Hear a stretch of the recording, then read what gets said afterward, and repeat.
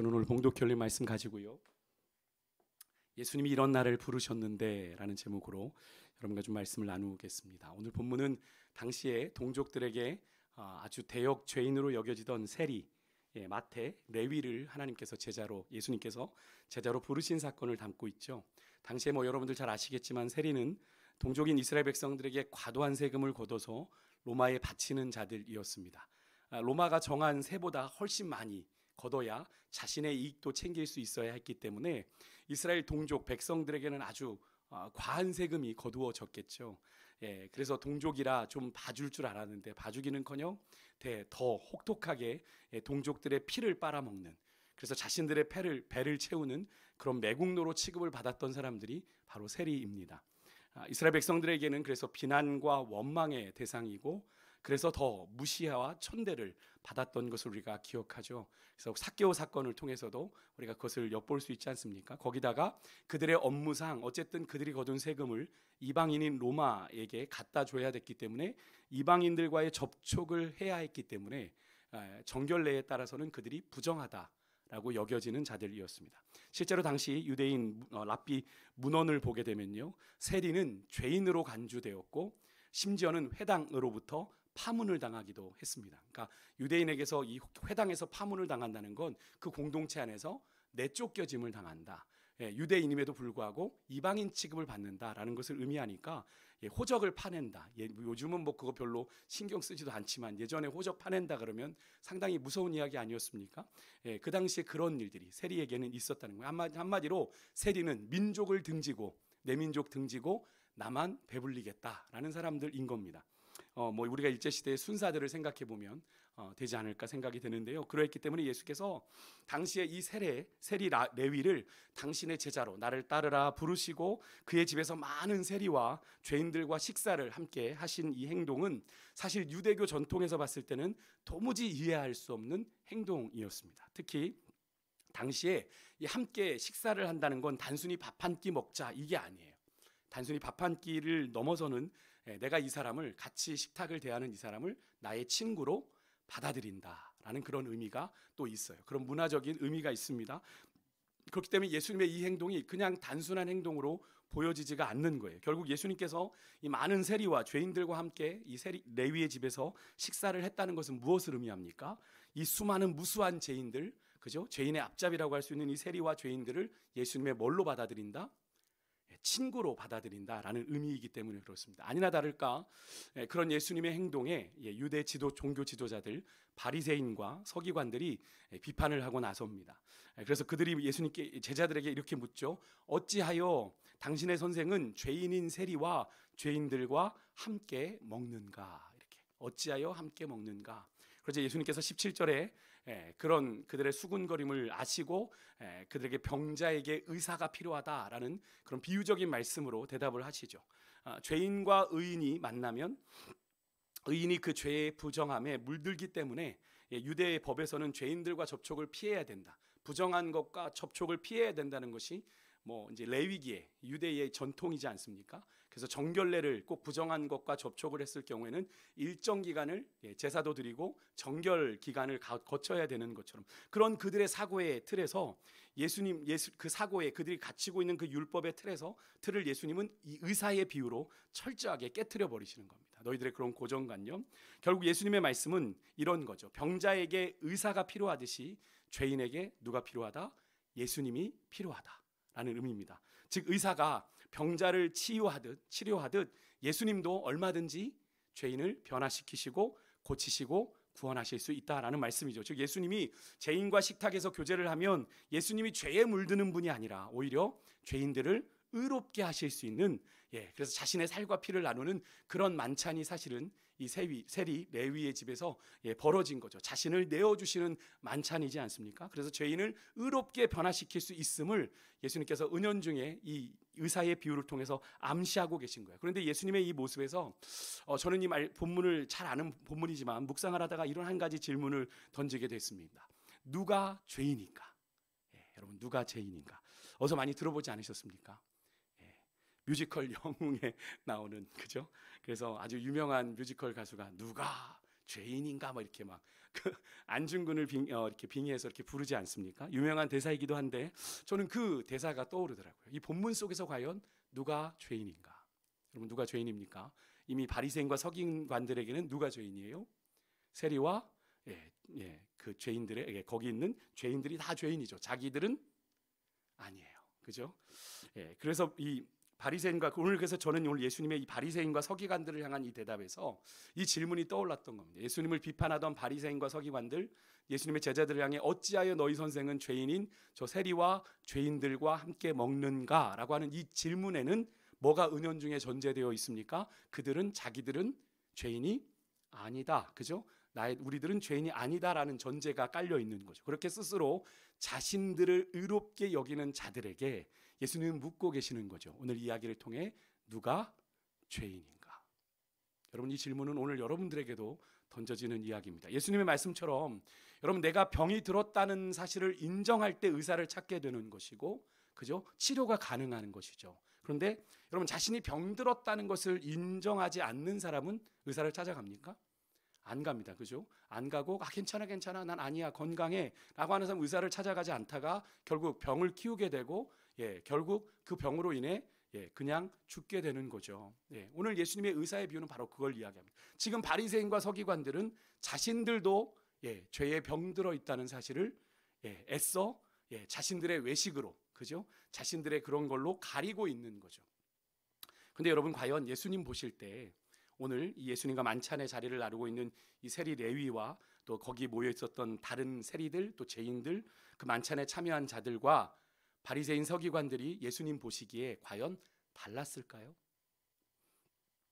그렇지 않죠. 여러분 흠도 티도 전혀 없고 죄가 전혀 없으신 예수님이 보실 때는 모든 사람이 다 똑같이 뭡니까?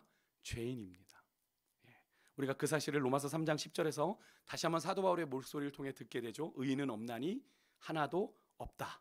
시편 15편, 10편 46편의 말씀을 인용한 말씀인데 더 사도 바울은 분명하게 정리하죠. 기록된 바 의인은 없나니 하나도 없다. 세상에 선을 행하는 자가 하나도 없다라는 말씀에서 우리가 확인하게 되는데 그런데 우리는 자꾸 그 사실을 읽습니다. 그죠? 우리가 우리를 대신하여 죄값을 치르신 예수님으로 말미암아 의롭다 하심을 받은 것, 그것은 사실입니다. 그죠? 우리를 의롭다 해주셨어요. 우리의 죄를 가리워 주신 겁니다. 그죠? 그래서 그렇지만 우리가 완전히 의로워진 것 아닌데 우리는 우리가 받은 그 의를 의롭다 하심 받은 것을 지나치게 과신하고 어떻게 해요? 그로 인해 나는 이 정도 의로우니까 누군가의 판단자가 되고 누군가의 심판자가 되기도 한다는 사실이죠. 오늘 본문에서 만났던 이 바리새인과 서기관들의 모습이 과연 그들의 모습 아니겠습니까?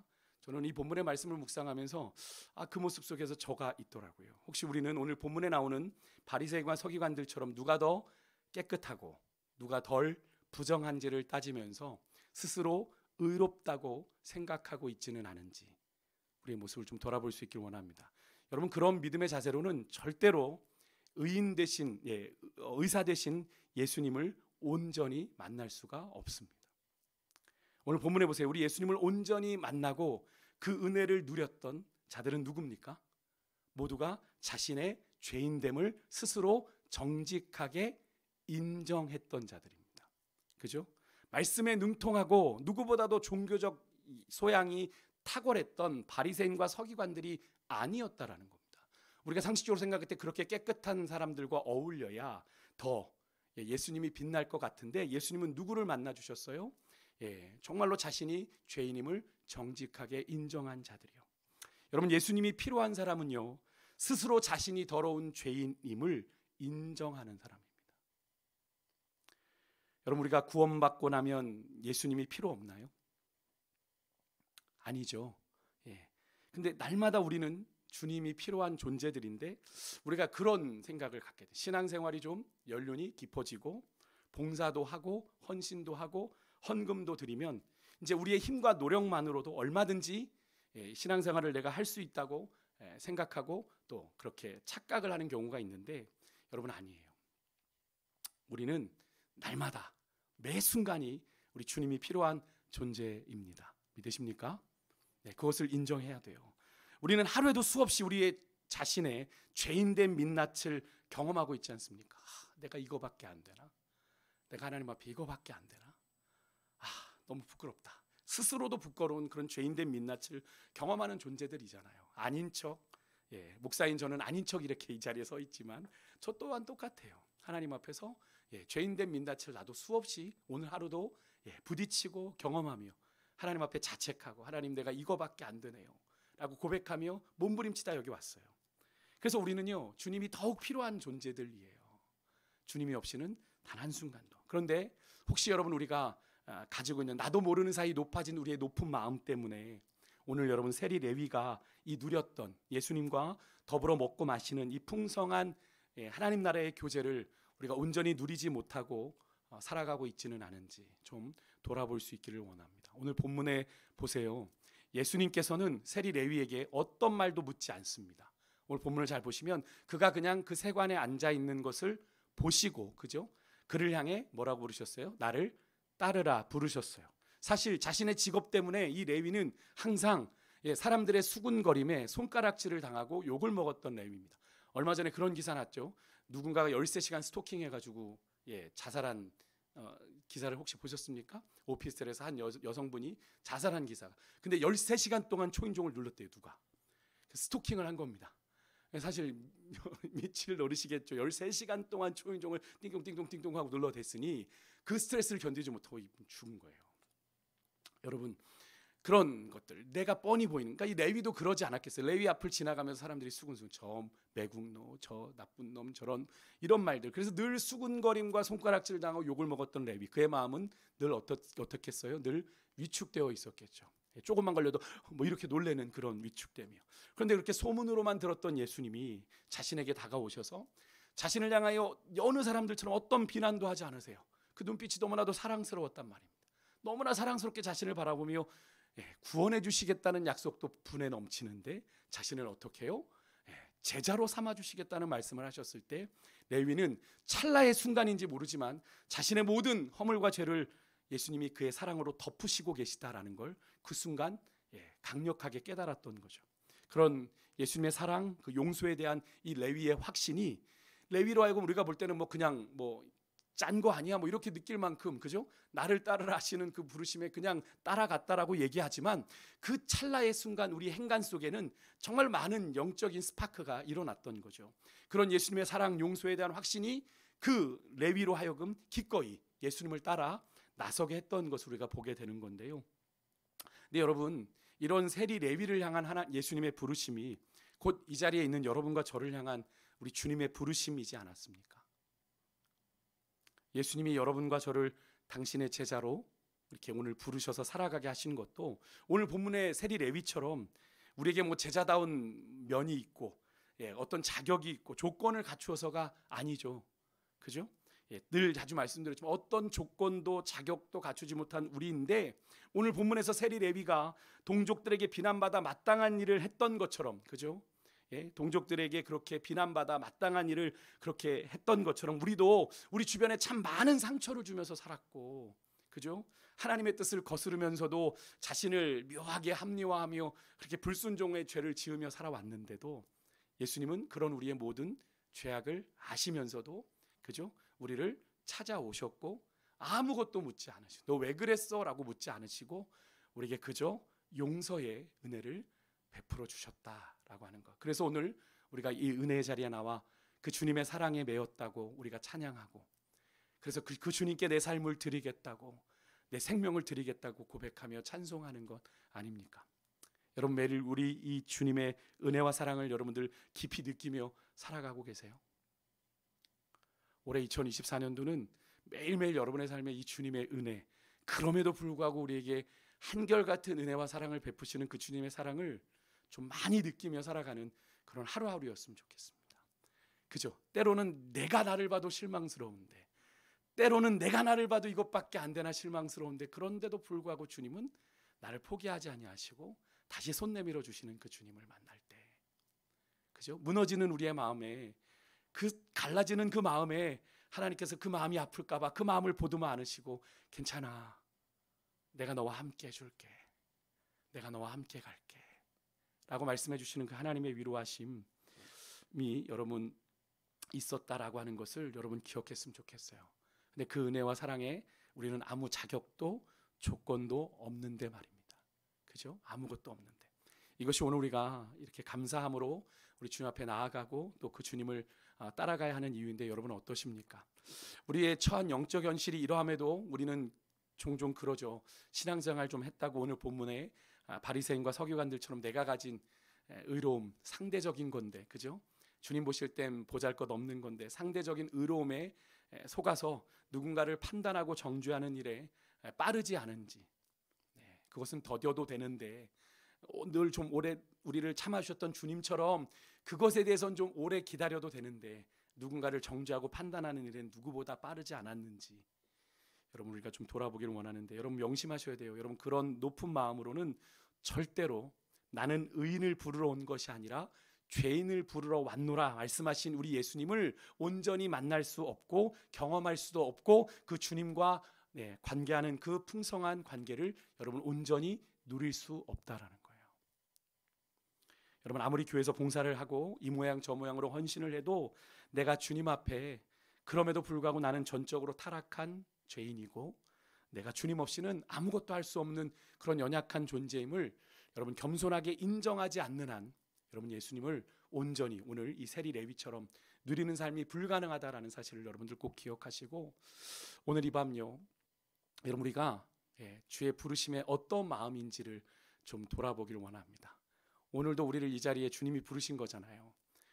가자, 오늘 은혜 기도에 가자 이렇게 부르신 건데 여러분 어떤 마음으로 오셨어요? 세리 레위와 같은 주님 이런 나를 부르십니까? 라는 마음으로 오셨습니까? 아니면 뭐 나 정도면 충분하지 라는 마음으로 바리새인과 서기관 같은 마음으로 오셨는지, 여러분 주님이 원하시는 마음은 어떤 마음인지 오늘 본문을 통해서 계속 나누었는데, 저는 이 본문을 묵상하면서 누가복음 18장에 나오는 이 세리가 레위 아니었을까? 물론 아니죠. 아닌데 거기에 보면 예수님의 비유 속에 등장하는 바리새인과 세리의 기도가 나오잖아요. 그죠? 바리새인은 세리를 바라보며 내 저 서리와 같지 않음을 인하여 감사합니다. 내가 일주일에 금식도 하고 11조도 하고 자신의 의를 막 뽐내는 그런 기도를 하나님 앞에 드렸고, 세리는 어떤 기도를 드려요? 감히 고개를 들지 못하고 앞으로 나아가지도 못하고 저 멀리 서서 뭐라고 기도합니까? 하나님이여 불쌍히 여기소서 나는 죄인이로소이다. 이렇게 고백하는 그 세리의 기도를 주님이 받으셨죠. 여러분 오늘 이 밤 우리가 어떤 마음으로 주님 앞에 나아가야 되는지가 분명해졌어요. 여러분 우리가 오늘 이 마음으로 나아갔으면 좋겠습니다. 주님이 필요합니다. 주님 없이는 단 하루도 살 수가 없습니다. 주님 은혜가 내게 너무나 필요합니다. 그렇게 소망하는 마음으로 오늘 이 밤 함께 나아가길 소망하고요. 우리 같이 이렇게 찬양했으면 좋겠습니다. 오늘 이렇게 아까 불렀던 찬양인데 오직 주의 사랑에 매여 우리 찬양을 같이 우리 나 주님이 더욱 필요해부터 우리 같이 그 찬양을 좀 불렀으면 좋겠습니다. 우리 찬양은 곡조 있는 기도니까 이 찬양을 먼저 드리면서 하나님 정말 내가 주님이 필요합니다 라는 고백 담아서 하나님 앞에 나아가겠습니다.